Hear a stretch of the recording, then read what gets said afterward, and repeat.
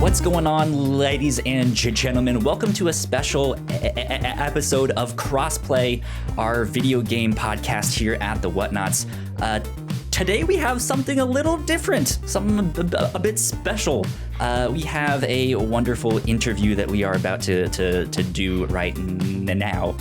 You guys know me. My name is Kyle Springer. I am joined by Gino Viteri. Hello, everybody. Hope you're having a nice day. Indeed. And creative director of 3 out of 10, which may be best described as an interactive sitcom from Terrible Posture Games. We have Joe Mirabello. Hello, everyone. Thanks for having me. Yeah, thank you, Joe. Thanks for coming on this show. I'm happy to be here. Indeed. I do also want to give a big shout out to Josh Silverman for setting this up. Thank you so much for all the hard work and the back and forth of making this work. Hats off to you. Joe, how's the week been? How's things been where you are? Where I am? Well, it started out a little cold. I'm in the Boston area, so we got hit with a little bit of snow towards the beginning of the week, but things are going well. Me and my team were working on season 2 of 3 out of 10, and we're knee deep in that, and it's been an exciting process. Do you want me to kind of dive into pitching that real quick and just give you the 2 sentences? Go for it. Please do. Okay, so as you said, 3 out of 10 is an interactive sitcom. We've been calling it a playable sitcom, and it is literally a mix of cartoon and gameplay. It takes place in 30-minute episodes, and it is a story about the world's worst video game studio. In 3 out of 10, the developers have never ever made a game that scored better than 3 out of 10. So the running gag is them trying to make a game that does somewhat less worse or less bad. So anyway, though, the game is really an experiment in how to combine narrative storytelling with gameplay. And you get a 30-minute episode, and you get a lot of interesting little mini games in each episode, and some fun explore phases. It's kind of a mixture of what you might expect from Telltale and old LucasArts games, mixed with some really fun, creative experiments in design. It's been a blast to work on. We released season 1 for free on the Epic Game Store in the second half of 2020, and now we are in the midst of season 2 working on that. So it's exciting to work on. It's been fun to see the reception. We can say that 4.5 million people have claimed the first season, at least the first episode of the first season. Those are the only numbers that I know I can share, but we've been pretty happy with how the response has been, and it's been exciting to work on. I really enjoy the project, and I'm excited to talk about it. That's wonderful. Yeah. I got to play all 5 of them. I had a blast playing it. I was laughing. Thank you. And yeah, it was good fun. Gino, I know you made it almost all the way through. I think you were in like the last half of the 5th one or something there. Yeah, you told me like the last, I think, 10 minutes that I missed. I was playing it all today. Your humor, Joe, really shows here. I think you and who else was it that wrote with you? Mostly just me, writing on season 1. We had some people helping out on season 2. It was me, although I had a lot of people auditing my work as we go through, and there was like a lot of the stuff in the background would just be put by artists who kind of learned the tone, and so they'd add little notes or funny gags in the background, and we kind of encouraged that. So I guess you would call that contributing to the writing as well. For sure. Yeah, the humor and the dialogue really stands out. Thanks.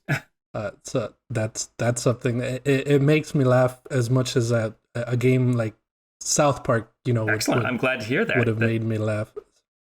And like you mentioned, the way you mix cartoon with that Telltale like gameplay, it's something I had never seen before. It's so interesting, the way you also mix mini games into it. There's I think there's pinball. There's a pinball mini game. There's first person. There's brawler mini games.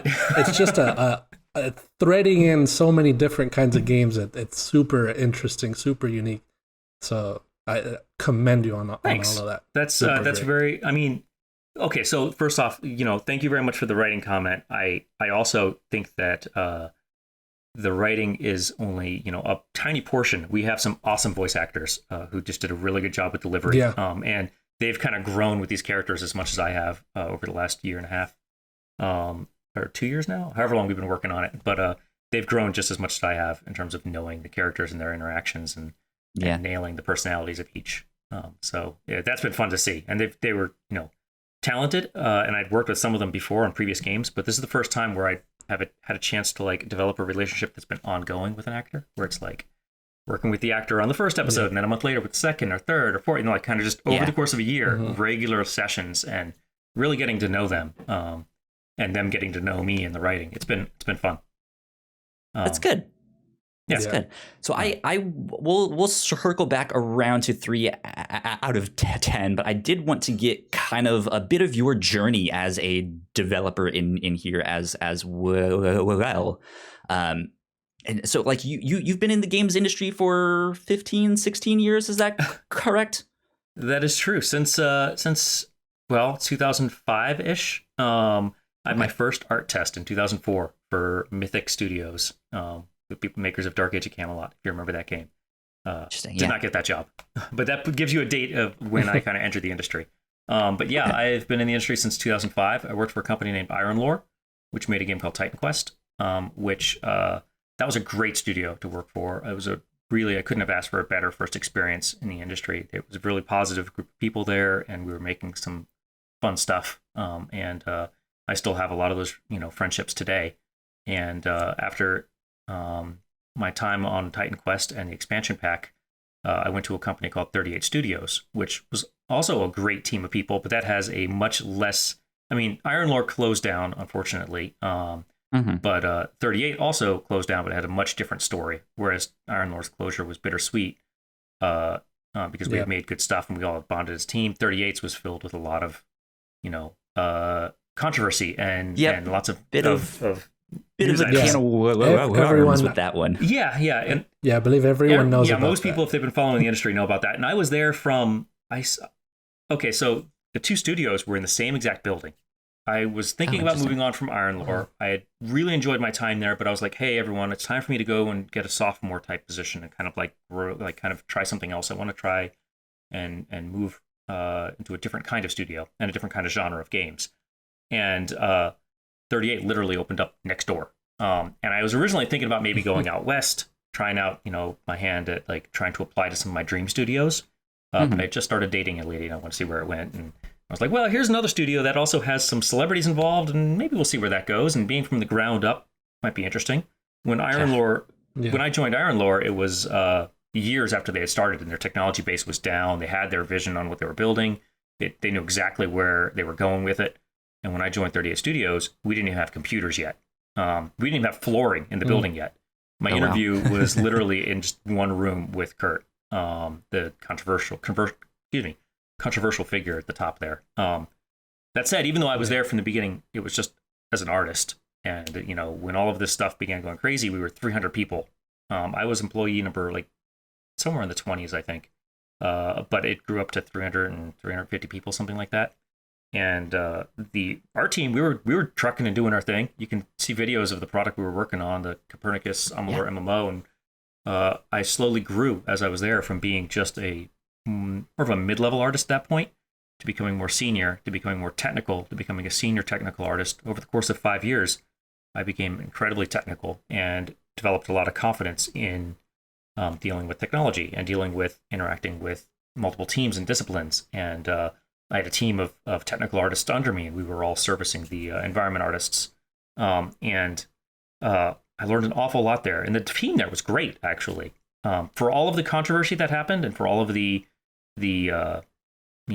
crazy headlines that came out of it, the management largely stayed away from the development of at least my section of development. We were developing some cool stuff there, and we were making something we thought was pretty neat. And when that studio closed, I was kind of like, well, I don't necessarily want to go through this again, working through a big studio, at least right now. I kind of wanted a sabbatical because that was 5 years of my life just kind of put up in a box, tossed in a warehouse somewhere, and no one's ever going to see it. So that was kind of it felt like a big waste of time. but I'd grown myself.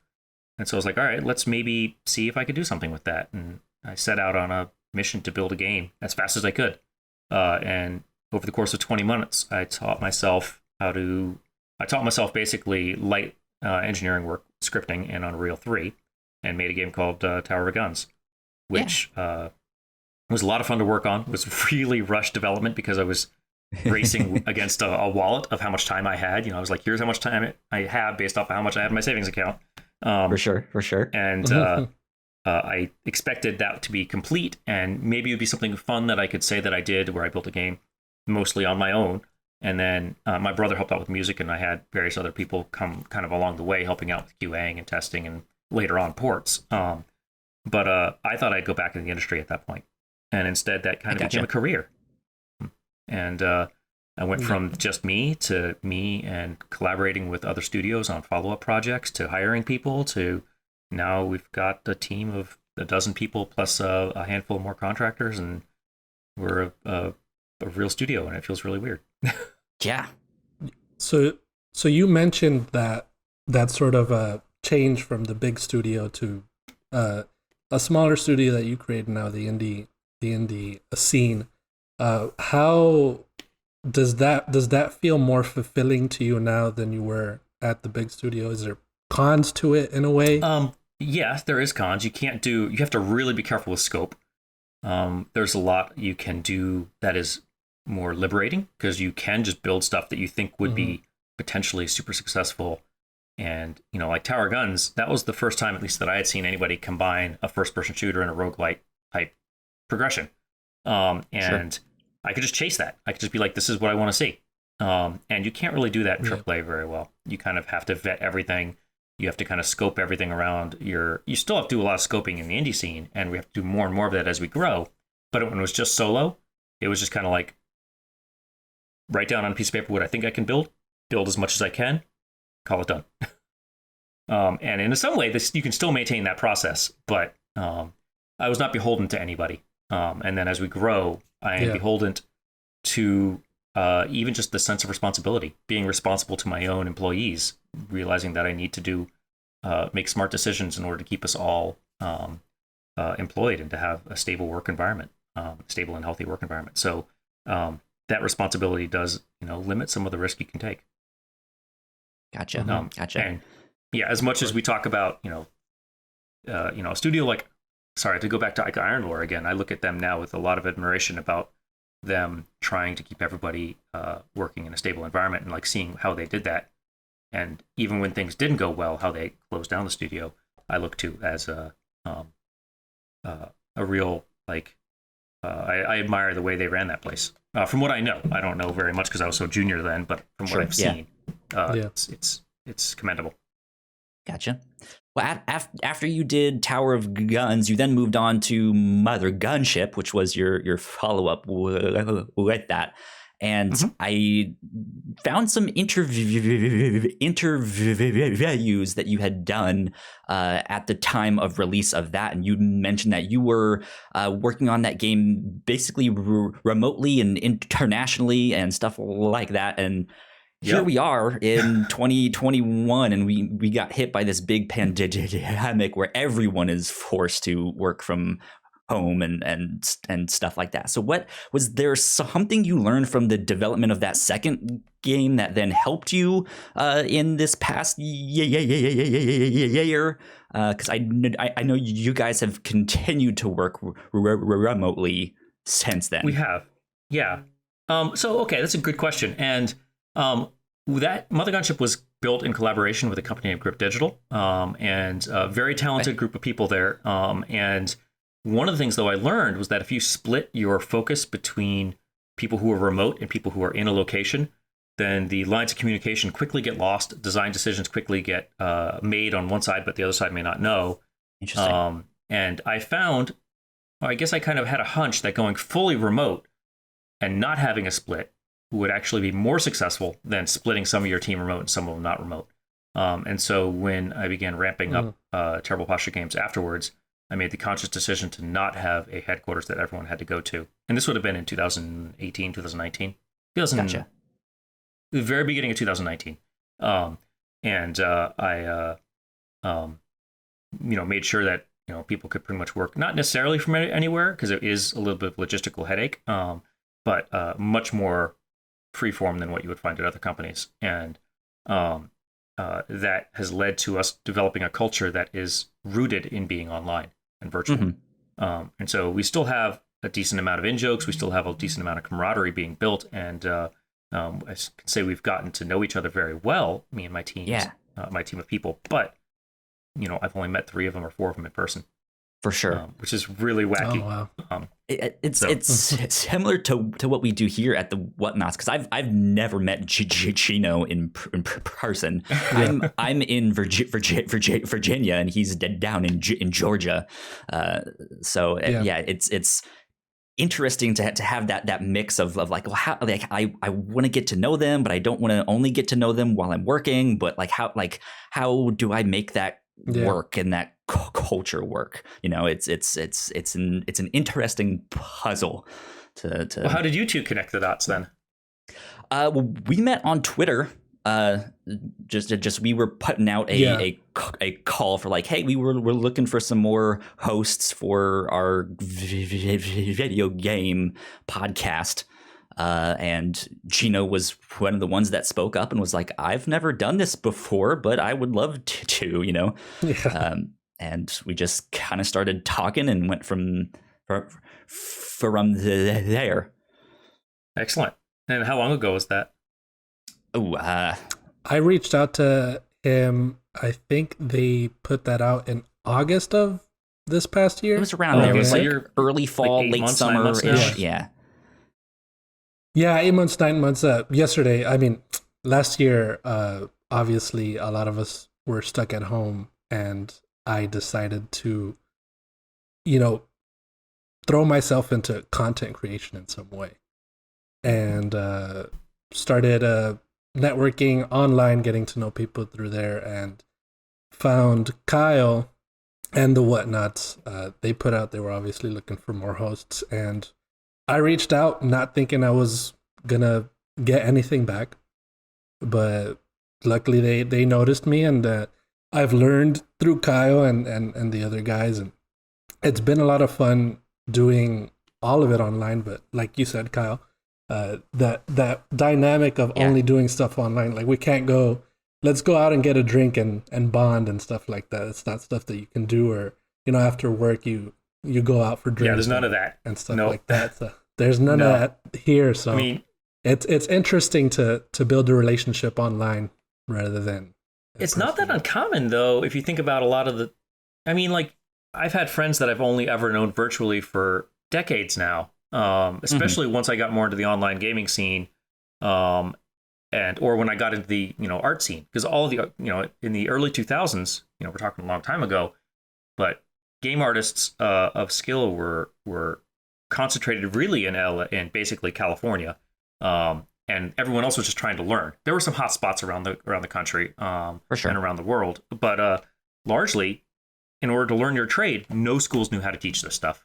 And so I came into this industry as an artist. I had to learn online. And so I developed a lot of relationships just that way. So it feels like this is kind of a natural progression, the idea of a relationship now that's just more real time. But I've had online only like friends ever since the days of old message boards and AIM, For sure, yeah. Yeah. So, and now it's just shifted to Discord and what else do we use these days? Twitter, I guess. Yeah. Slack too, yeah. We shifted away from Slack, actually. Slack is powerful, but like what we like is Discord's open chat rooms. So we'll just have a chat room there, and throughout the day, people will just drop in and drop out, and they can kind of treat it like a place just to chat while they're working. Obviously, the engineers have a hard time focusing if things are getting chatty, but a lot of the animators can animate while chatting, which is not too. Okay. It's not dissimilar from how it is at an office. You'll have people striking up conversations in the background while you're doing stuff. So that's something that's actually helped. That we've got a few game nights that we've done. We need to do more of those. Things like that help build company culture, and just in general, creating a lot of emojis that make fun of each other is fun. And we'll do a lot of that stuff. That's good. Yeah, we've just started up some game nights and some weekly streams where we can all just let's just go play this game and have fun with that and hang out. So it's been good. It's nice to kind of put, even though you're still virtual, you're still sitting at the same desk, you kind of put a different I guess you'd say you put a different fabric over the kind of relationship, shift into that mode. For sure. And you can be a little bit less work oriented and just kind of talk about what you actually like or don't like about whatever. Yeah. So. Indeed. Well, one last thing that I wanted to get to before kind of jumping back into 3 out of 10. A few years ago, you gave a talk at GDC about your experiences going from Tower of Guns to Mother Gunship, and kind of the topic of failure. I was wondering if your experiences or your thoughts on that have changed since then. And if they've then influenced 3 out of 10, because that is kind of the joke of that they can't make a good game there. So yeah, that's an interesting one, because I forgot about that. That was at the Failure Workshop, GDC 2015, I think. No, yes, 2015. Yeah. And thanks for seeing that. Thanks for watching that. It was for sure. I remember giving that talk. I remember thinking that it was like coming out of a low point in my career. When you get done with any big massive project, you kind of have this interesting postpartum depression. It feels like you've kind of like got something out there into the world, and you kind of are left with a vacuum where it used to be in your life, and part of your identity has been pulled away. So it's very hard to ship a game and not feel like that, at least in some point. And Tower of Guns very much had that with me, because it was something I was keeping very internal, like as the thing I was rolling on for about a year and almost 2 years in the end. And I went from like prototype to prototype to prototype afterwards, and I found that being so private with what I was working on actually was problematic. It was causing a tailspin that didn't help that feeling of depression. And when I moved on to 3 out of 10, actually I moved on to Mother Gunship rather, one of the biggest differences was that I had coworkers again. And I had a team. I was working with Grip. I was working with some close former coworkers of mine who I brought on to work with me on Mother Gunship, and they were excellent. And I was able to kind of build up those relationships and develop a shared sense of investment in the project. And that shared sense of investment is self-feeding. If you're working solo, you end up constantly doubting yourself, and that's a self-feeding loop of negativity. But if you have multiple people working on something with you, together you can egg each other on, and if there's moments of doubt, they can be covered by other people's moments of confidence, and together you can kind of build up into a tailspin of goodness. So anyway, though, that talk, if I remember correctly, that's what that talk was kind of about, and I still feel like that's pretty accurate to how I feel about the industry and how I feel about collaborations. That's fair. I feel like I've gotten even more so down that path. And there's some things that are kind of hit with reality a little bit harder, like when you should start sharing things with people. And at the end of that talk, if I remember correctly, I was like, I need to share stuff with people right away, get it out there as soon as possible, get opinions of people right away. And sometimes that's logistically just tough, because maybe you aren't sure about which direction things need to go, and you need to not share it publicly because you don't want to get you don't want to give people the wrong impression. You don't want to give people expectations of something you're promising that you can't deliver. So you kind of hold off until you feel like you've got something that you feel confident you can build. That makes sense, yeah. But even still, you can still share things privately. So like I came away from that feeling like I needed to share stuff earlier with external people to kind of get more validation on projects. And I feel like that's true, just not always. It doesn't always reconcile with the reality the best, especially if you start working with partners. Especially if those partners say want to hold off an announcement for some big event or something like that. You can't control that. But you need to kind of trust your partner's judgment on that stuff. I think that if I remember correctly, I was proud of that talk in general, and I think I stand by most of what I said in it. But I definitely feel like I would double down on some, and some say like, well, and maybe, but kind of add some caveats to them. Sure. Yeah, I definitely feel like having coworkers is a helpful thing, though. Working solo, it's wonderful. You can do a lot of cool things, and maybe you get this nice cohesive vision, but you're just not going to build something nearly as powerful or strong as if you collaborate with somebody who's really good. And by by that extent, you need to also be really good to collaborate with. Yeah, for sure. Do you think that that has then like factored into your writing on 3 out of 10, or where you're taking the game, or is that a separate thing? Well, I'm sure, because now I know, especially with the writers, or not with the writers, with the actors, it's kind of like I know after a couple of episodes, I learned to be able to trust the actors. I'd be like, okay, here's a line I've got. It's kind of like I can picture in my head what they would say. Mm-hmm. And so even though they had not done the session yet, I knew exactly how they were going to deliver a line because I knew those actors, and I knew how those actors, how their sensibilities would approach it. That in turn influenced my writing. So I start writing more in character. And so I'd write to their strengths. And again, it goes back to that collaboration. And it's like me knowing that this is a collaborative industry. And just knowing that I can trust people I'm working with to do their job and to make us, like, together, we're both like improving each other. The collaboration itself creates a rising tide, if you will. And if that tide is your project, I don't really know where I was going with that analogy. For sure. No, yeah, that makes sense. That makes sense. There's a level of respect you gain for each other, seeing that you know what you're doing, and obviously the actors start to become the characters in a way. So you can sort of trust the liberties that they may take with a line that you give them, and how would you say? Oh, definitely. You know, yeah, like and that's happened quite a bit. So. To go to the more dev side of it, like having just the idea of having a team that's a little larger, but I also know the strengths of it's very similar. It's like I know that I could pass something off to these particular developers because they've got it. In fact, they do it way better than I could, because they can focus on improving it and learning and getting better at it. And so I've the co-director on 3 out of 10, Chris Zukowski, is phenomenal, and he and I work very well together because even though we both came from technical art, we have complementary focuses even within technical art. That was our background, and he's way more technical, still incredibly artistically talented. And I've kind of like leaned more of the writing way and the drawing way, so more of the, I guess you'd say, not necessarily completely different, but like very complementary skill sets. Gotcha. And together, he and I co-direct these episodes, and we're very good at deferring to each other and knowing that deferential treatment is resulting in a stronger product. Cool. Good. Stronger story, stronger game, stronger whatever. Yeah. So, Joe, speaking about 3 out of 10, just a broad question. How did the idea of that game come to be? Like, when did you realize, or your team realized, yes, this is what we want to make? That's a good question. It had been like I want to say maybe half a year before we started working on it. And it was a combination of a couple of things. I'd had a conversation with my wife about something kind of somewhat similar. And then there were conversations with other devs, but largely there was a lot of talking between me and Zuko, the co-director. And he was the co-creator. We were both co-creators of this because right from the beginning, he and I would bounce ideas back and forth.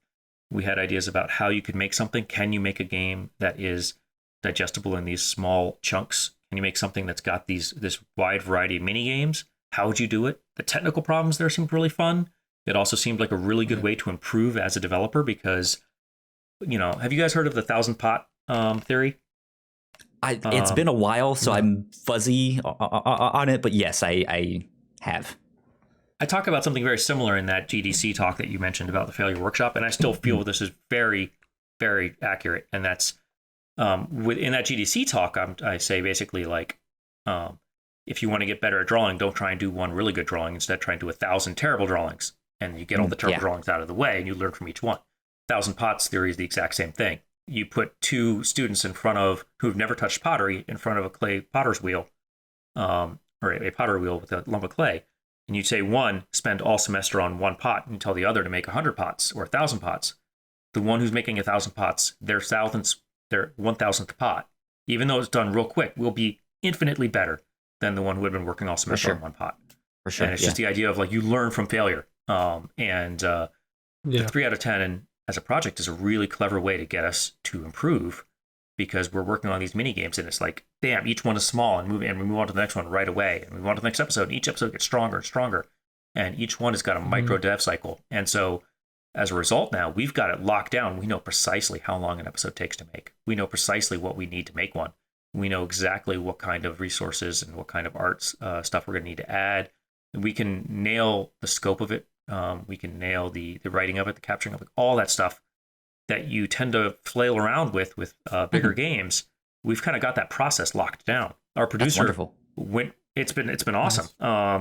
Nice. Our producer went from got us from being the first episode was like half a year to make, ton of time. Second one was 4 months. Second one was like 3 months. Like each, like we're down to weeks now for episodes. Oh wow. Not like 2 weeks. We're still like 6, 7. But if we are scrambling, we could do ones even faster. But we've kind of basically the repetition has caused the process to really get ironed out, and that goes to creativity as well. We kind of know where we can start to experiment, and we know where we need to spread our wings a little, and each episode just has gotten stronger than the last one and much more smoothly built. So you mentioned that you're knee deep working on season 2 of the game. Is like, I guess I'm wondering, like, how has that development process changed from the first one? I guess you guys have kind of found your groove. But is there something that you are then being like, okay, we found our groove. What if we add this other thing? Or like, you don't have to say what that is yet if you're not all the time. allowed. But just because we found the groove doesn't mean we don't shake it up and break the groove occasionally, which we do. We'll want to rewrite sections of an episode, need to go back. We'll polish stuff up. We'll change things out. We'll we experiment. We definitely do shake things up quite a bit. And I'm not sure when this would go, when this video podcast will go live. Hopefully sometime this next week.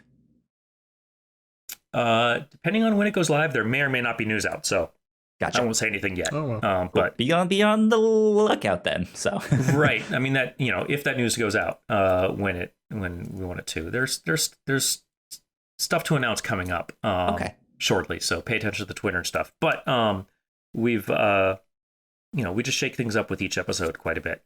Cool. And it's, even though we've gotten that process down pretty smooth and we can get down to like, it's a matter of like 6-7 weeks. Depends on how much you count, the QA process and the polish process. Even though we've gotten pretty fast per episode, we still we'll add in wrinkles. We'll want to go in and change things because they're not working.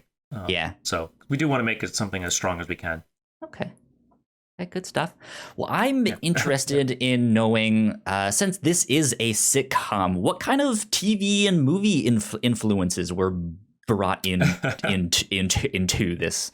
Like, did you grow up like watching Seinfeld or something, and you're just like, that's the one I need to, No, I didn't grow up. I mean, I've seen plenty of Seinfeld and plenty of 90s sitcoms.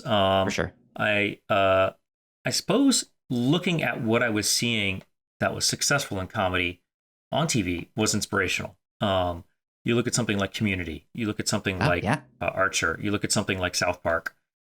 They have very distinct tone. They have very distinct delivery system, mechanism, even animation. And I was like, well, why couldn't you do something that was similar in a game space? Why couldn't you try and achieve something that was iterated on that fast? Or would then, like something like South Park is a very interesting thing to be looking towards because of how fast they make those episodes. They can be so topical because they make an episode in 2 weeks, Right. That's amazing. Mm-hmm. Now, we've never gotten down to 2 weeks, but, that would be a lovely thing to shoot for, Getting down to something that fast would be amazing. And the fact that they're able to do it is huge. Like I think that's the achievement of South Park, is the speed at which they develop those episodes. But you can look at other shows too, like Archer, like Community. Community in particular is an interesting one because it's so self-aware and it doesn't take itself seriously, and it breaks the rules of one of my favorites. And I was playing this, I was just like, this reminds me a lot of just the stupid stuff that happens in that show. It's just so ridiculous and fun. So that's what I wanted. I wanted something that was ridiculous and fun and had a similar endearment to it. Now, Harmon and Community, those are, it's hard to, like, that's tall aspirations. You're talking about like For sure. Pinnacle of comedy in my mind. When Community was firing on all cylinders, it's just unbeatable. But that's something I was holding up and being like, okay, let's look at this and see maybe someday, I can write something that awesome. And I like to think that we achieved something that's as close as you ever find in games anywhere, at least. And I like to think that it's successful at the experiment of like, can you make something that would feel like a television show? Would it feel as easy to get into? Would it feel as accessible? And I like to think that it is. Yeah. I think you guys hit on something that is neat. That is just like I've like, I mean, because I've played Life is Strange. I've played some of the Telltale games, but I think with those games in particular, it's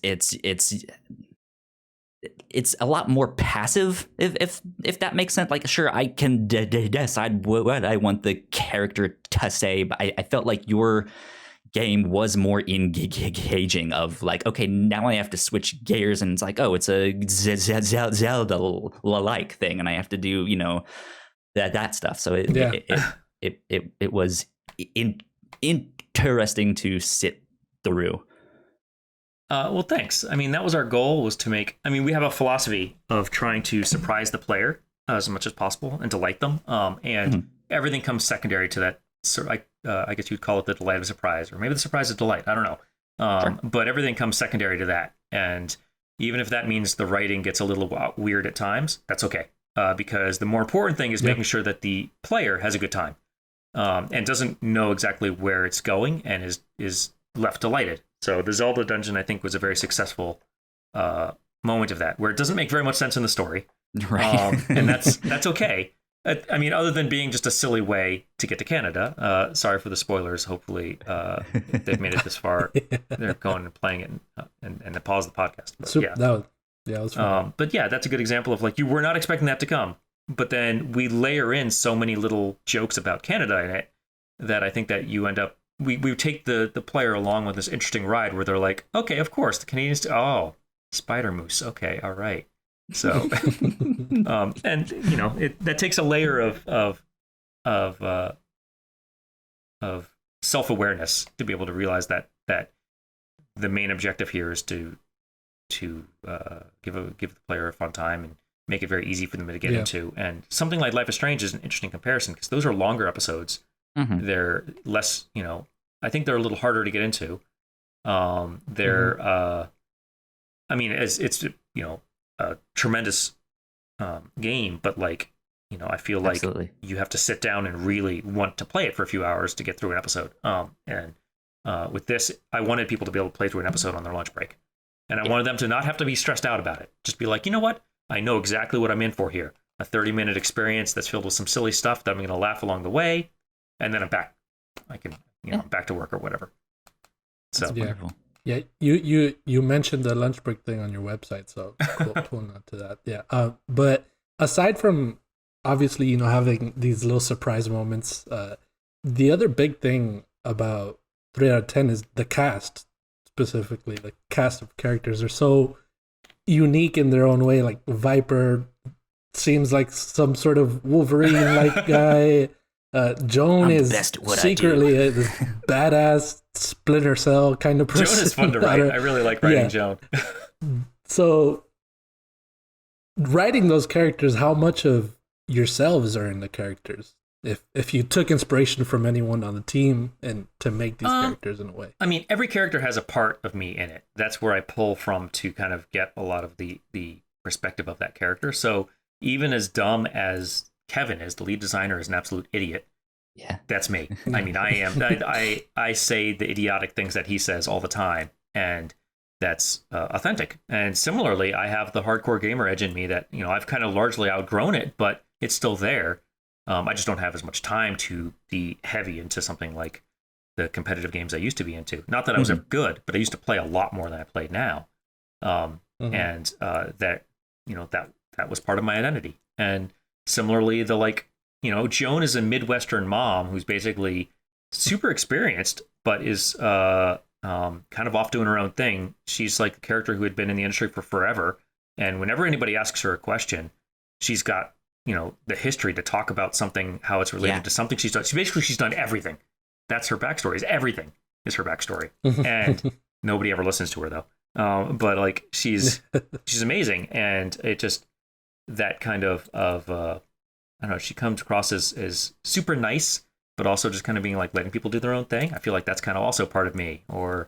And so, I mean, yes, there's a lot that I pull from within for these characters, but then I also will take archetypes from the industry, and I'll be leaning heavily on things that have come through my past.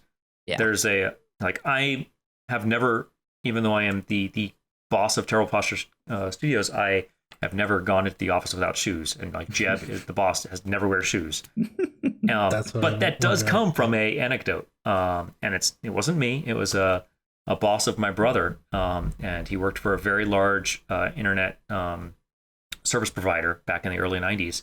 And the boss, actually, I think it might have even been the boss's son, who was also an executive there, would walk through the office without shoes, in a suit, without shoes. And it struck me as the most audacious thing you could do. It was just like, I own this place. I don't even need to wear my shoes here. It was just like so at home that I was like, it stuck with me as this character trait forever. And I was like, when I was drawing up the character art for Jeb, I was like, this guy can't have shoes. He can't. Feet are gross, and he needs to be showing them off. That's so funny that you mentioned that, because I noticed that, and I thought to myself, there has to be some sort of story behind this guy not wearing shoes. And you speaking of that anecdote also makes me think of Pylon drinking ketchup. Is there anything with that? Yeah, well, that's Zuko.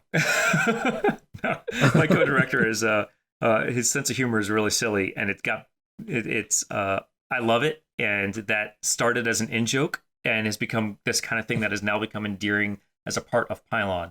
It's That's not just ketchup, it's sugar in general, but ketchup is the fastest delivery mechanism for sugar in his mind. Wow. But there are other places where you'll see that he's got, sugar cravings. And in fact, all the engineers crave sugar. They're kind of like sugar vampires. And there's this weird, I guess you would say, meta story that's kind of like underlying the whole thing about the engineers being very powerful, vampiric kind of creatures that thrive off of sugar. And they kind of keep them away from the sun and from other people. Yeah. Which is potentially a little bit of a jaded joke, but done in good faith, hopefully tongue in cheek, and I'm not offending any of my engineering friends. They are the most powerful ones on the team. Yeah, that's what we were kind of wondering, of like, hey, we know this is all just like, hey, we're poking fun at everyone, but like I wonder if there's that one guy out there who's just like, that's what you think of me? Like, oh my God. I mean, it helps having worn a lot of these different hats myself. I kind of know where the hopefully the edges of going too far. And it's like, okay. For sure, yeah. I do run by things. I had to go find some Canadian friends and be like, hey, am I making fun of Canada too much? And because I do poke fun of the Canadian healthcare system. Not really poke fun of as much as completely unrealistically glorify it. Right, yeah. And my Canadian friends were like, no, we're proud of it. So I was like, all right. Okay. But I will have to run jokes by some people occasionally and kind of make sure that I'm not transgressing any limits, because that's important for my sense of humor, is to not punch down and to make sure that I'm treating this all as like we're in this kind of together. We're making fun of archetypes and we're making fun of ourselves. Yeah. But we are part of you. Like, we're all in this together, kind of in this industry, and this industry is worth mockery. You understand what it's like. Like, the industry is worth making fun of. So hopefully the humor comes across as still good natured. Yeah. Yeah. Getting rid of the tooth, I guess, is the thing. It's not toothy humor. For sure. Right. Yeah. It's not like, ooh, that was a bad one. Not sure about or that. Or in places where it does get that far, I feel like that. Exactly that face you just made. I'm just like, oh man, I regret that joke. I should have written that out or something like that. And sometimes I catch it. A few times I've you don't really notice it until you look at it fresh from someone else's eyes. So we try and get as many people looking at the episodes as possible to kind of check for tone and such. There you go. Good stuff. I wanted to know about the artwork on the game, because it does seem like this mix of 2D and 3D, and there's this there. How did you guys come up with that artwork?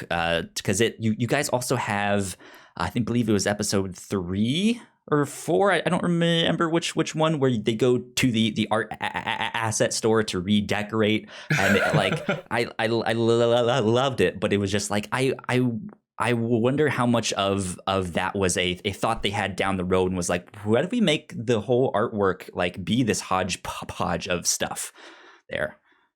I mean, I'd had the asset store idea in my head for a long time, and I actually would have liked to have had more 3D assets in there. More kinds of things that we could have actually taken and put them up on an asset store, because it would have been fun to sell the asset pack from the game. But the art style came about because it was what I could draw. That was like my drawing style, and we knew we wanted to animate it. We had a certain goal in mind when we were developing this stuff, and that's we wanted to animate it entirely inside of Unreal. We knew that there was something interesting. Like, in order to maximize the iteration, normally people will take stuff like, especially 2D work, and they'll animate it in something else and then bring the animation data into Unreal or into the game engine they use. And sometimes they'll animate a few things, but the animation tools are usually very crude inside of the engine. They're getting better, but traditionally, most of your animation work is still done in Maya or Max or a similar tool. For this, I want to try and keep everybody in the engine as much as possible. And so me and Zuko, the co-director, mostly Zuko actually, developed a system of animating and improving how you iterate in the editor itself, so that we were able to animate all the characters entirely in real time. The result is that the animation work that you see in the engine is matched perfectly towards what you then see in the games. The characters are all done in a way that you essentially can reuse a lot of stuff. Not necessarily reusing, that's not the right word. The technology between the two pipelines is shared between cinematic and game. And so like the games will actually use the same characters and rigs in some cases. In some situations, we'll make up entirely new characters. Like the Zelda version, we wanted the Zelda proportioned character, so we made something custom for that. Yeah. But like the goal here was to try and get as much iteration to happen inside of the engine. It was kind of an experiment, because Unreal is well suited towards that kind of experimentation. And with their blueprint scripting stuff, we knew that we could do these mini games quickly. And so we took that package, and that was what we approached Epic with when we were like, what do you think of this? This is basically a walking advertisement for all the different kinds of things you can do quickly in your engine. Yeah. And they were just like, ooh, this is interesting. They were like, oh, this is kind of, we haven't seen this before.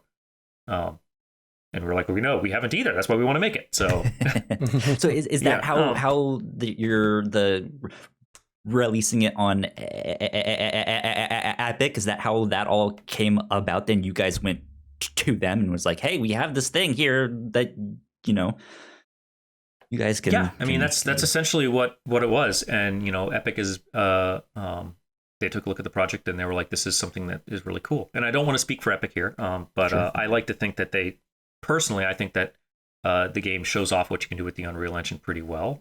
If you're trying to do something more stylized and different, it certainly looks different than what most Unreal games do. And it's pretty powerful how fast you can make these different kinds of gameplay experiments or mini games in it.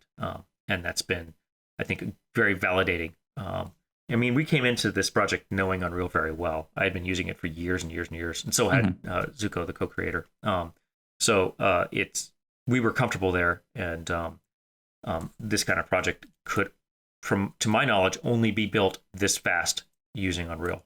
I don't know Unity well enough, but I do know that the scripting tools within Unreal and our comfort level made it super fast. I gotcha. That's awesome. Yeah. That's awesome. Gotcha. Another question I had, Joe, that I want to ask you was about the mini games specifically. Were there any that you had ideas for that got cut or didn't make it? Oh yeah, tons. That you can possibly share with us? Tons. I really quickly, before we get into that though, I do want to say though that just because the art style started with my drawings doesn't mean that it was all me. Like Zuko was basically co-art director on it, and then we brought in a lot of people who now have taken a lot of even the drawing off my hands. And so from day to day, it's like it's their puppy, and I let them make stuff. So I didn't want to like downplay their involvement or their contributions. Yeah. But back to the question about cut games, there were a few that were cut from season 1. There were some that were actually really far along, and we either cut them because they were extraneous feeling or because they were not polished enough feeling, or because they were frustrating to play. And not every experiment works out to be a success. I mean, even if an experiment ends in failure, it doesn't mean that the experiment was bad. It just means you learned something that you didn't know in the beginning of it. We've gotten better and better about making those decisions earlier and scoping appropriately. But, there are plenty of situations where we'd have to cut games. And the way that I began writing the episodes was that I basically could slot in a game in different places. And I was like, a game could fit here, or here, or here, or here. And we started filling those holes with different ideas. And, we don't necessarily anticipate on filling all of those holes, but we fill up enough of them. And then we're like, okay, now if we, decide we want to have another game, we can either have it here or have it be cut. Or maybe this one is integral to the plot, so this one needs to stay no matter what. And we have to put extra polish into here, but we got the freedom to play around with some of the other ones. So we'll, especially when new episodes are written, we'll kind of look at it together, me and the designers, and we'll decide what we want to do to it, and where, if we need to rewrite something to fit a game in, we will, or where we can pull plot into the game. In Season 2, there's a couple of really fun games that are really integral to the plot, and I'm interesting. I was really proud of those. We have some real fun surprises in Season 2. Good. Nice. Looking forward to it. Every episode in Season 2 is better than every episode in Season 1. So nice. I think we got two more questions for you here before we let you go. The first one I wanted to ask, for those of us out there who have been kind of following the games industry, we kind of get to know that game development just by itself is a miracle. Like it's hard work. How does this get made, right? So I wanted to give you an opportunity to, I guess, shout someone out on your team or multiple people of just like, they are secretly a badass and they came through in a major way here. Oh man, that's okay. So that's a tough question because there's a lot of badasses on the team, and I'm really proud of everything we've put together. I mean, we've got quite a few different things going on, and I can't get into the details of everything that we're working on, but there have been situations where pretty much every single person on the team has stepped up and been like, I am now the owner of this section. Leave it to me. I got it. And just being able to, like, especially when compared to Tower Guns, where I was doing all this on my own, it's like being able to know that I could just trust that person to get it is like a huge relief on my part, because then I can be like, great, you got that? Cool. Let's deal with this situation over here. And it's just been over the last few months, I've just seen every developer, like, in different ways, step up and be like, that thing that you're stressed out about, don't worry, we got this. I'll take it. Yeah. Pull it in, and just claiming ownership is the biggest thing. And that's where you really know that you're starting to fire on all cylinders, is when your teammates are able to claim ownership like that, really own a process. They're responsible. They've got it through to completion, and you can just blindly trust them. For sure. That level of confidence in my team is I don't quite know how to express the level of gratitude that I have towards my co-developers. There you go. Good stuff. Yeah. Good stuff. Last but not least, we also know that you might not have as much time to be playing games, but what is something that you have played recently that you've enjoyed? Oh, I have, well, not a lot of time, but I do have a decent amount of time I'm trying to make sure that I'm playing a little bit of stuff just because it keeps me inspired. So every day I do play something a little bit, whether that's experimenting with playing some games that I have had on my list to try for exploring, or even just for 20 minutes, 30 minutes before I go to sleep, just to kind of wind down. I just finished SteamWorld Quest. The SteamWorld games are excellent. Those are actually an interesting inspiration because that team has shown that raw design can translate. The raw design skills can translate from genre to genre if you understand how the player is going to interact with mechanics. They've done everything from platformers to SteamWorld Quest is a card battler game, RPG. The SteamWorld Heist was a turn-based strategy game. It's like they take the same brand and they just apply different genres on top of it, and all of them are excellent. They're just amazing games. SteamWorld Quest was a little bit more, I would say, simplistic in terms of how they approached their story and their choices you have along the way, but the actual gameplay was very provoking and very thoughtful. So I just finished that and I had a lot of fun with it. I'm also going back and playing through the original Doom because it was on sale for like $1.99 on Switch. I've never played Doom with a controller. Like playing Doom with a controller feels like blasphemy to me. But I'm also enjoying it, going back and learning from some of the masters of level design. Sure. I had played through it, but it's been 20 years. I recently finished playing through Blood, which I also had not played through in a long time. I love my classic first-person shooters. What else?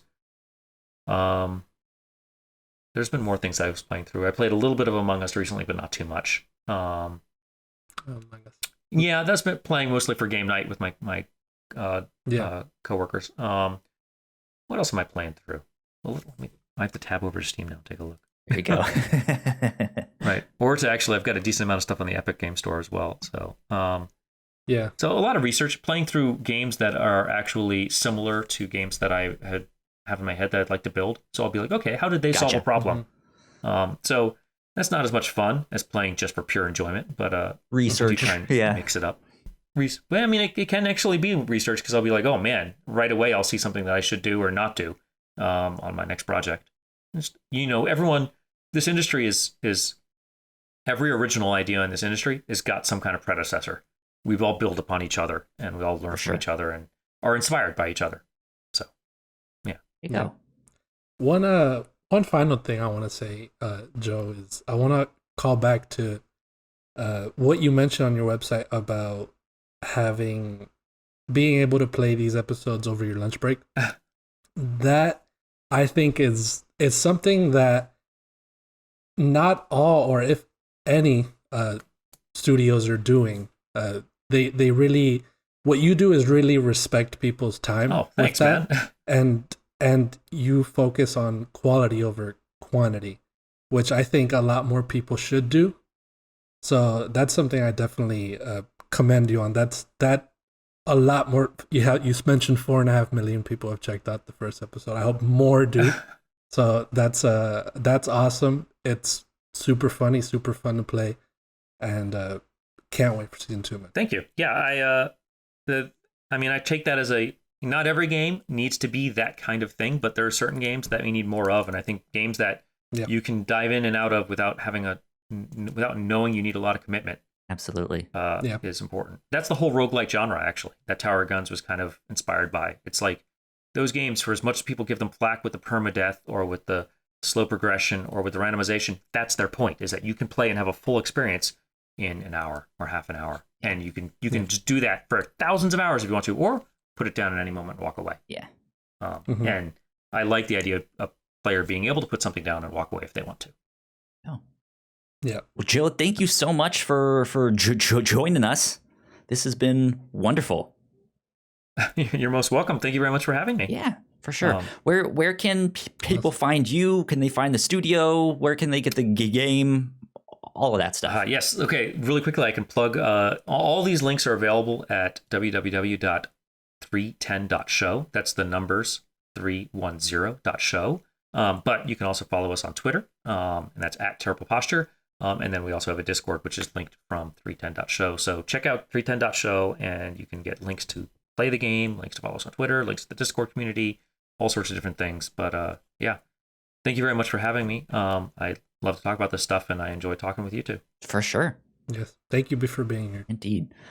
Well, that about wraps us up. If you guys want to follow me, I am at Kyle Springer on Twitter and Instagram. Gino, where can they find you? I am at Gino_Viteri on Twitter. All my links there. There you go. If you guys want to stay up to date with our shows, we are at the Whatnauts on Twitter. Go like, share, subscribe. You guys know all of that stuff. But until next time, we will see you then. Bye. See you guys.